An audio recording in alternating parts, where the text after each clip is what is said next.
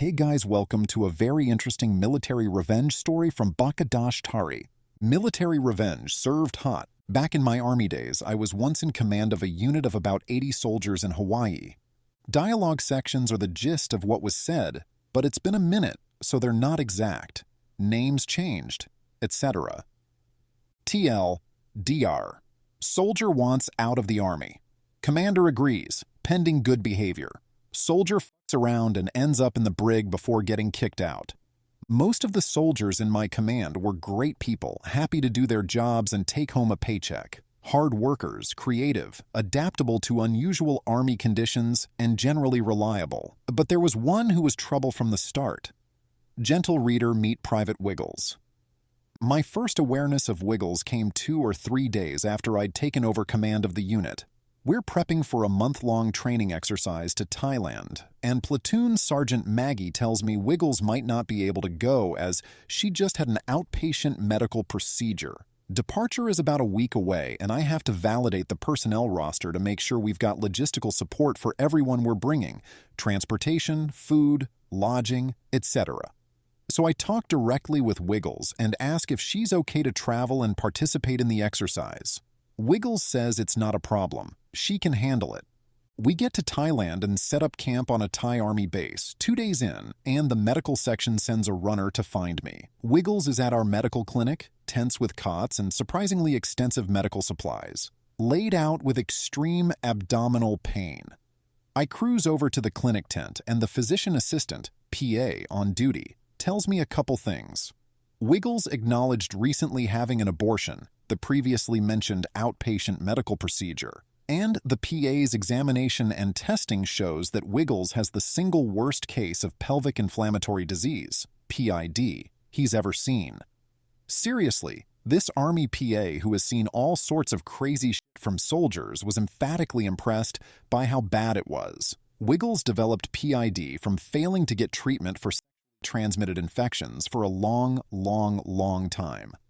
As in, she's almost glowing from it. No judgment on the abortion, not everyone is ready for kids, and the STI-induced PID can be treated with high-dose antibiotics, which the PA has on hand.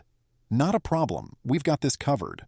Wiggles is released to Sergeant SGT Deb, her section sergeant, who will make sure Wiggles takes her antibiotics and keep an eye on her for any further issues. SGT Deb finds me and First Sergeant 1SG Bob about a day later and tells me 2 more things about Wiggles. She's refusing to take her antibiotics, and she wants to get out of the army. I again talk with Wiggles. So you want out of the army? You know you have a couple years left on your contract, right? Wiggles, I know, but I'm just done being a soldier and I want to be out of the army. Okay, I can make that happen. You don't want to be here, then I don't want you here either. But here's the deal. You gotta play by the rules. I can get you out with an honorable discharge and I'll start the paperwork as soon as we're back in Hawaii. But you need to take your antibiotics, do your job, and be where you're supposed to be. You do your part and I'll do my part for you. Sound good? Wiggles. Yep, I can do that. Spoiler alert, she couldn't do that. For the rest of the Thailand exercise, SGT Deb had to take control of Wiggles' meds and force her to take them, when she could actually find Wiggles, who consistently found someplace else to be. At one point in the next week or so, she accuses 1SG Bob of having sex with her, easily disproven as he doesn't have any STIs, and Wiggles has all of them. She was just trying to stir up trouble with wild accusations, I guess. We get back to Hawaii and I start the process to get her out of the army, because as much as she's been a handful of trouble in Thailand, I'm thinking it's still easier at this point to kick her to the curb than it is to keep her around and punish her before kicking her out. I was wrong. Even as I start to work on her discharge, she ramps up the stupidity. Here are a few examples. Wiggles gets caught drinking, only 19 years old. Wiggles and her husband lie to the on-base housing office and provide forged authorization documents to get into rent-free on-base housing that they didn't qualify for. Side note, Mr. Wiggles was no winner either. He was about to be dishonorably discharged from his infantry unit for selling drugs to other soldiers. Wiggles shows up at the infirmary to get treatment for facial bruising. Mr. Wiggles kicked her in the face while wearing his combat boots. When Wiggles accused him of cheating on her. Wiggles refuses to show up for work or any unit formation and can't be found anywhere for days. Wiggles slashes all 4 tires on Mr. Wiggles's car, then attacks him with the knife when he confronts her. Military police are called, end up taking him in when Wiggles gives a sob story, but he's the one with defensive wounds on his hands, not her. One of my male sergeants uses my open door policy to visit me one day. Tells me he saw Wiggles stripping at one of the skankier gentlemen's clubs down in Honolulu the night before, and she had also convinced one of our other female soldiers to come along with her to do the same. Here's a weird one. I get a call from a temp agency asking me if it's okay for Wiggles to continue working, through them, as an administrative assistant for clients in town. Not uncommon for soldiers to have a second job, but with everything else she was up to at the time, this one just had me going, WTF? There's more, but you get the idea. At this point, Wiggles's actions are egregious enough that I can no longer just kick her out with an honorable discharge. I put her on notice that she's at risk for a court-martial. I thought the threat might keep her in line, but she just couldn't seem to stop herself from getting stupider and stupider. It's the old 80-20 problem. 80% of your time is spent dealing with the 20% of your folks who are troublemakers. At this point, I'm wasting a not insignificant amount of time dealing with Wiggles's issues almost daily. I had genuinely and in good faith offered her the easy path, but I guess she figured she'd try to burn the place down on the way out, since she apparently thought she was getting what she wanted no matter what she did. I was reminded of what my old platoon sergeant used to say when I was coming up through the ranks. You want to get stupid? Go ahead, but I can get stupider. Cue the revenge. She's causing me daily headaches, so I'm going to bring the pain back to her. Honorable discharge paperwork is out the window, and I lean into the special court-martial process instead. My legal counsel tells me that Wiggles's activities are likely to get her a couple weeks confinement at most. Maybe not even that. She may get a monetary fine, and she'll probably get an other than honorable OTH discharge. Potential for a bad conduct discharge, which are worse, but while her actions have been not that good, they also are not that bad. I'm rational enough to understand that. I have a brief chat with Captain CPT Morgan, Wiggles's military defense attorney, about where I'm going with this case. During our chat, I try to be a gentleman and let him know that Wiggles is going to be trouble for him if he's not careful. He gives me a condescending, "This isn't my first rodeo, Baka. I'm a big boy and can take care of myself." Fair enough, I tried to warn you. Normally a soldier getting a special court-martial for piddle might get confined to the barracks, restricted to them on-base quarters, or something similar for the duration of the process. It's not like she killed someone, right? However, my military legal counsel drops this little gem in my ear. He tells me Wiggles has met all 5 of the conditions: danger to others, flight risk, etc., required by military law, Uniform Code of Military Justice, UCMJ, to warrant requesting confinement prior to her trial. He tells me, if you can remember these 5 conditions and elaborate on the details at our next pretrial meeting with the military magistrate, you might be able to get her confined to the Navy brig at Ford Island until the trial. I'm a guy who likes to pay attention to sound legal advice, so I do just as he says. A couple days later, we go in for the pre-trial meeting, and I run down the list for the magistrate. Boom. Magistrate orders Wiggles to be confined in the brig through the trial. 1SG Bob and Platoon Sergeant Maggie go to pick her up from her on-base housing. She won't open the door, but they know she's inside because they can clearly hear her and Mr. Wiggles banging away. This is important for later. The Wiggles finish up. She takes her time getting showered and dressed, and finally comes to the door when it pleases her. Off she goes to the brig. The pre-trial processes take up the next 4 weeks. During that time, I have to deal with CPT Morgan, the paralegals in his office, and various fun things to do with her pending court-martial. Other than that, it's blissfully peaceful. Wiggles chills in the brig for 4 weeks. Seriously chills. Every time I had to visit, it was freezing in there. I required to make weekly welfare visits to see if she's being mistreated, if she has any needs that aren't being met, etc.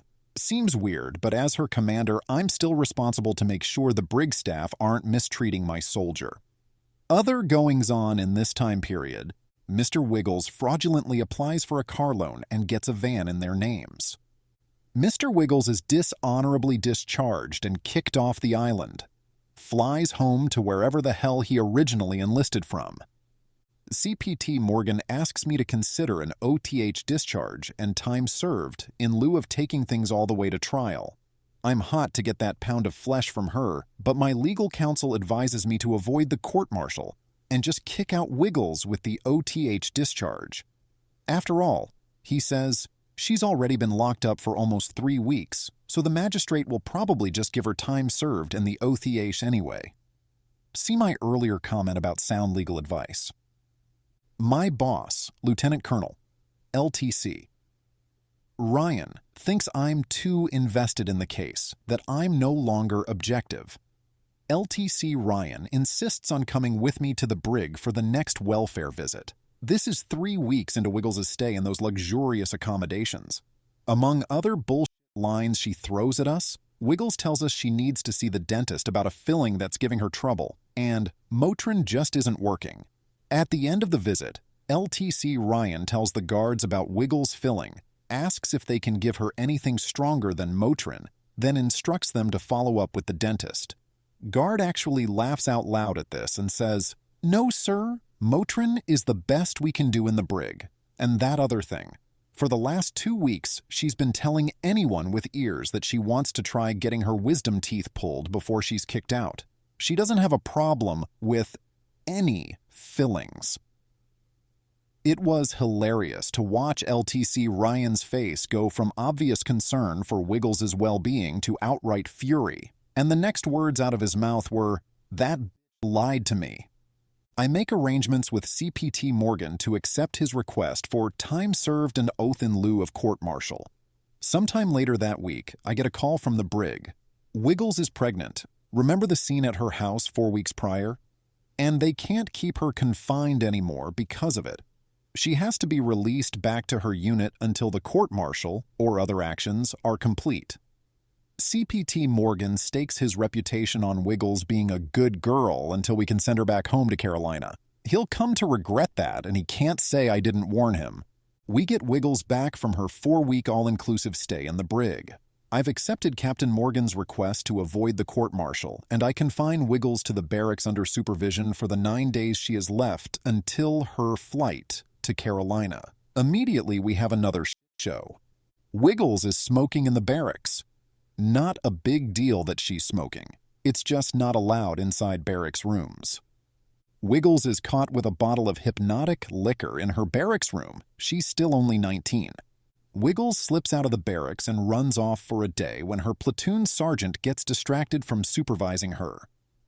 1SG Bob and Lieutenant LT Ricky, the executive officer, go to collect Wiggles' belongings from her on base housing so we can box it up and ship it to her home, and they find that Mr. Wiggles has left behind a bunch of stuff he stole from other soldiers: body armor, military equipment, and some ammunition, smoke grenades, and explosives that he stole during trips to the range, all lined up right inside the front door where it's impossible to miss. They call me, asking what to do. Me, just collect it all, return the equipment to the central issue facility, and dump the ammo and explosives in the nearest amnesty box. Mr. Wiggles obviously meant for Wiggles to take the fall for having it. Husband of the year. If we take that bait, Wiggles will be here forever. I don't want that. Do you? LT Ricky. Nope, I don't want that either. It'll be like it never happened. In light of all this drama, I bring Wiggles into my office to remind her of her agreement to be a good girl till she leaves the island, with LT Ricky as a witness in the office to protect my ass. Me. Wiggles, you're in violation of your release agreement from the brig. You've been sneaking out of the barracks. You've been smoking and drinking. Wiggles, she cuts me off. Yeah, and doing all kind of drugs too. Heavy sarcasm voice. Me. Be that as it may, I'm giving you fair warning that you're at risk of losing the deal I made with CPT Morgan. Additionally, you're pregnant again. I'm not sure if you're aware of it, but most damage to a fetus from alcohol and smoking will come in the first few weeks after conception. I don't know if you're planning to keep this one or not, but at the rate you're going, this baby's going to be born dumber than you. Wiggles, gaping like a damn fish. Finally picks her jaw up off the floor. Wiggles then bolts from my office and runs down to LTC Ryan's office at the other end of the building to squeal on me for insulting her. LT Ricky hot on her heels. She tries to rush into LTC Ryan's office, but LT Ricky gets in first and fills him in. LT Ricky tells me later how it went down. Wiggles is yelling about how I called her stupid, strangely vanilla thing to focus on considering everything she's done, but you do you, and that she's being mistreated. LTC Ryan yells at his admin to get CPT Morgan on the phone. Now. He reams CPT Morgan for his client's jackassery, tells him to fix this, and makes various threats to CPT Morgan's career. About a half hour later, I get a call from CPT Morgan. CPT Morgan. Baka. Baka. Baka. Yes, he did that whole patronizing I can't believe the words I'm hearing from Wiggles. I'm shocked, just shocked that you would use language like that and call her names. Side note, my mom is an attorney and I grew up with tales from the courthouse about lawyers using exactly this sort of hyperbole. Your Honor, I'm shocked, appalled, and dismayed that opposing counsel would attempt to paint my client in such a light. It's the kind of bullshit they said when they didn't have a good argument. So as soon as I hear the word shocked, I know I own him and immediately cut in. Me, and I bet you're appalled and dismayed too. CPT Morgan, stumbling and sounding slightly confused. Well, yes, of course I am. You can't talk to soldiers like that. I know of a lieutenant colonel, a commander, who called one of her soldiers stupid, and she's no longer in command now. Me, I didn't call her stupid, I informed her of basic biological facts.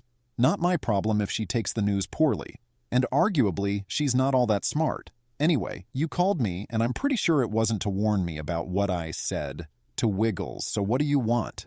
CPT Morgan, what will it take to prevent you from kicking back our deal?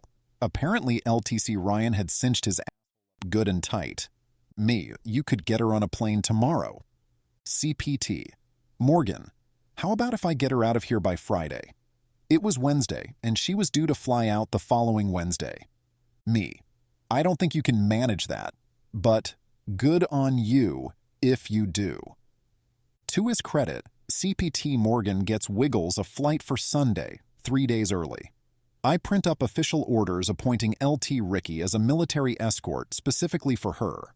LT Ricky drives her to the airport, and the airline desk agent calls me to verify his status when they get to the check-in counter. They give him a special pass to get through security with her.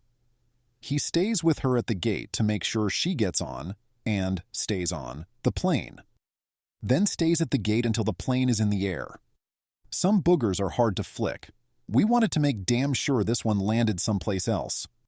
About a month later, I get a call from the military police about a derelict van in the parking lot with all 4 tires slashed. Guess who that belonged to? It's really kind of sad when I look back on it. I had 2 other soldiers come to me at different points asking to get out of the Army ahead of their contracts. One just didn't want to be in the Army anymore. The other did want to stay in the Army but had family issues that would be a lot easier to deal with as a civilian. They played by the rules, and I got both of them out with honorable discharges and all the benefits. They even qualified for unemployment. Too easy. Wiggles could have had the same treatment. I told her exactly what I could do for her, then had to shift gears and told her exactly what I was going to do to her.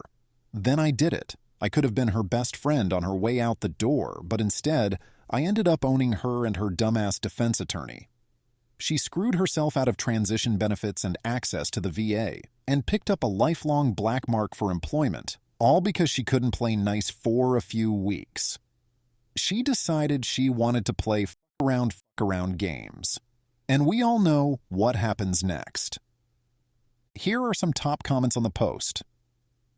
The first one is from Ninzi_.